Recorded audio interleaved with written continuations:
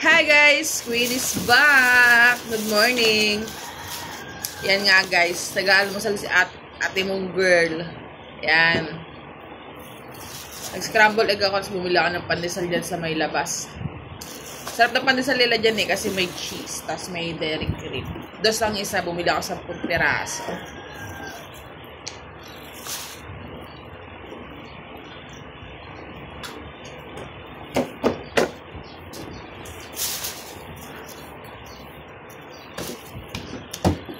Ito nga pala yung iniinom ko guys.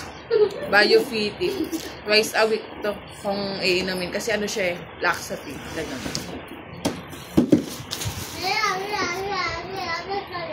Kumain na yung mga junaksong ko. Nagkanin sila, tapos scramble egg.